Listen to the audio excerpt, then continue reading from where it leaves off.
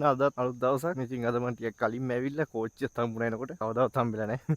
අද කයි පොත මම ගොඩක් කලින් වගේ. ඉතින් අද අපි කතා කරමු ඇනිමේ ගැන. Japanese anime. ඉතින් ඇනිමේ කාටුන් කියන එක දෙකක්. ඒ දෙක මුලින්ම තේරුම් ගන්න ඕනේ. කාටුන් කියන්නේ ඇමරිකන් ඔය අනිත් රටවල් වල තියෙන කාටුන්. පොඩි කාලේ බලනවනේ සූරපප් වගේ වගේ කාටුන්. ඊට පස්සේ ඇනිමේ පැත්තට આવොත් එහෙම Naruto, Attack of the Titan, Solo Leveling. ඕවා ඇනිමේ. ජපනීස් ස්ටයිල් කාටුන් එක ඕවා තමයි ඇනිමේ. හරිද මම?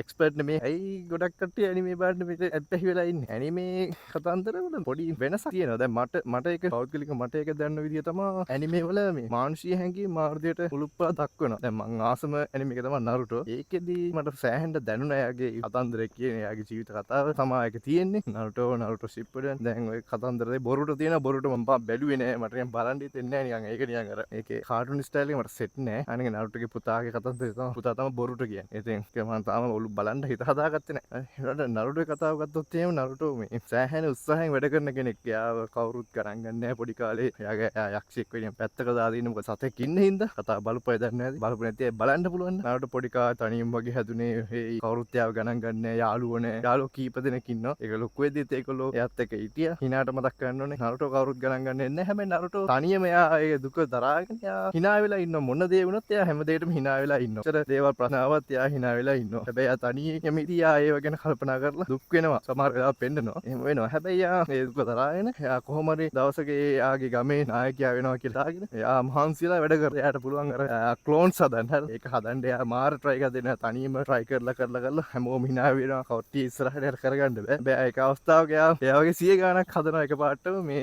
ඉතින් එයාගේ සෙන්සේ වුණා තැහෙන්න පුදුම වෙනවා. එයා කරපු දේ. එයා හැමදේම එයා තනියම උත්සාහයෙන් මේ කොච්චර ප්‍රශ්න තිබ්බත් එයා ඒව කරගන්න. Naruto කතාව මාරම විදියට දැනුණා. මේකේ සමහර කොටස් වලදී මම ඇඬුවත් එක්ක හරිම සංවේදී කැලෑයකට ගිහිල්ලා මාළුව පුච්චගෙන කනවා. ඒක මට මාරම දැනුණා. මේ මනුස්සයා කියන්නේ එයා පොඩි කාලේ. එයා පැහැන වීරයෙක් වුණාට පස්සේ ගමේ හැමෝම එයාට ආදරෙන් සලකන්න පටන් ගන්නවා. ඒක මාරම කතන්දරයක්. يعني කොච්චර ප්‍රශ්න තිබ්බත් එයා hina වෙලා වැඩ කරන විදිය මාරයි. අනිත් පැයට එයා දුක පොඩ්ඩක්වත් පෙන්නන්නේ නැහැ. hina වෙලාම නිකන් මාරම හැපි විදියට තමයි ඉන්නේ. හැබැයි එයා ඇතුලෙන් හරිම දුකෙන් ඉන්නේ. Demon Slayer වගේ කතාව එහෙම බලනකොට ඒ වගේ තියෙන character development එක මාරයි. එයාලගේ තියෙන demon ලගේ තියෙන backstory උනත් මාරමයි. අන්තිමට ආපු Demon Slayer Infinity Castle එකේ movie එකේ මේ ඒකේ වුණත් අර demon කෙනෙක්ගේ කතාව මම ස්පොයිල් කරන්නේ නැහැ. demon කෙනෙක්ගේ කතාව backstory එක කියනවා. අපි මුලින් ඒ පුද්ගලයා ගැන පට්ටම තරහයි. එයා අර fire හසිරව මරපු හින්දා එයාත් එක්ක පුදුම තරහින් අපි ඉන්නේ. හැබැයි මේ අර movie එකේ අර ඒ demon අදාළ demon ගේ කතාව බැලුවට පස්සේ ඒ demon ගැන මාරම අපිට දුකක් දැනෙනවා. anime වල මේ හැම character එකම විශේෂයෙන් දක්වනවා. ඒ කියන්නේ demon කෙනෙක් සතුරෙක් වුණත් මේ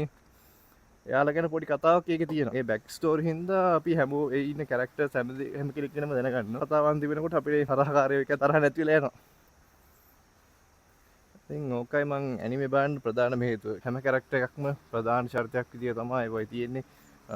ගොඩක් වෙලාවට සමහරවිට නැහැ. ඉතින් මෑත කාලේ ආපු ඒවත් ඉතින් ඔය සෝලෝ ලෙවලින් එහෙමත් මාරු. ඒ කියන්නේ මාර ඇහැට මාර ආසල්ලයක් තියෙනවා ඒව බලද්දි. හරිද? ඒ වගේම අර කැරක්ටර් ඩෙවලොප්මන්ට් එක මං කිව්වා වගේ. හැම කෙනෙක්ම විශේෂයි. කාටුන් වගේ නෙමෙයි නිකන් අර මනුස්ස හැංගීම් කියන පොඩ්ඩක් සෑහෙන දේවල් ඉගෙන ගන්න පුළුවන් සමහර ඇනිමේ බැලුවාම. හරිම මානුෂීය විදියට හදපු කතන්දර. ඇනිමේ TV series ඇරෙන්න අපි તો මේ movies උනත් එහෙම තමයි. ගිබ්ලිගේ ඇනිමේ එහෙම ගිබ්ලි නේ මම හරියට කිව්වා මට හරියට මතක නැහැ. ගිබ්ලිද ගිබ්ලි වෙන්න ඕන. හරි මම ෂුවර් නෑ. ඒ ඇනිමේෂන් උත් ඒවා ටික පරණ ඒවා තියෙන්නේ. ඒවායේ කතන්දර මාරම ලස්සනයි.